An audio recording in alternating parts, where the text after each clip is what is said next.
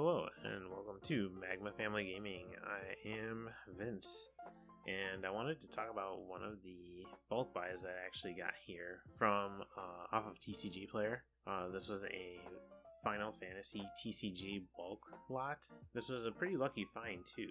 This was marketed in the 1,000 card lot and was for under $20.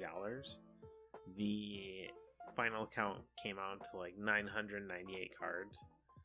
They also did advertise that they were, of course, commons, rares, legendaries, heroics, and ended up finding that there was only 3 legendaries that were in it, which, I mean, wasn't too bad. I wasn't expecting anything crazy when it came to this. The amount of foils that were included in this was pretty wild, though. It was a really good mix of cards as well. It was missing, had no light or dark cards.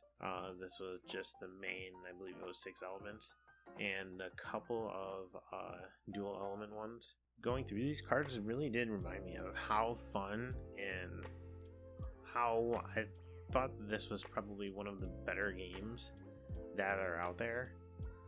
The resource system was something that I had not seen before at the time, when of course you did have dedicated cards, which were the backups that can be resources. However, you could also discard cards for resources as well. The combat system was also different for me when it came out, as it did mirror the World of Warcraft TCG game when it came to battles kind of being almost like one at a time, but where you were trying to just get 7 attacks through instead of trying to dwindle away a life total, which that was one of my first experiences with, I guess, what you would consider shields. However, I did play Kaijudo, and I did play Duel Masters before this as well. What was cool about this lot too is they did have a good mix of these different sets that I'd be seeing here as well. Some of the ones I do remember from Opus 1, 2, and 3, and then seeing characters in their newer versions, such as in set 20, set 18, set 22. It was a lot of fun to kind of see the different iterations of them, and again, the foils really did pop for me, which was one of the things that I definitely noticed on this. The difference between the foil commons and the non-foil commons was pretty insane, and I could see how the foil commons, they look so gorgeous compared to some of the other games that I've played as well. When it comes to the expectations of bulk lots as well, I do keep that bar very low, and this one again seemed to kind of exceed that a little when it came to, again, the number of rares and heroics that I saw in here, and even the foil heroics as well too, and the foil rares. I just did not expect that number.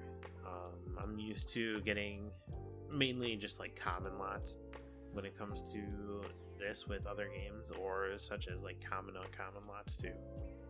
So this was really refreshing to see this.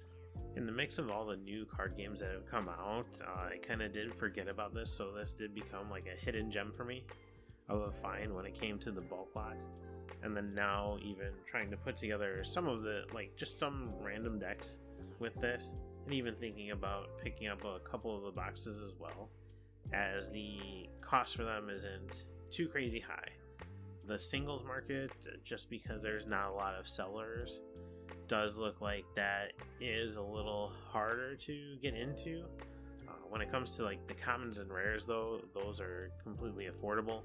If I wanted something that had more of a collector's value, then I'd be paying a little more than I would in a game such as Magic and Pokemon right now.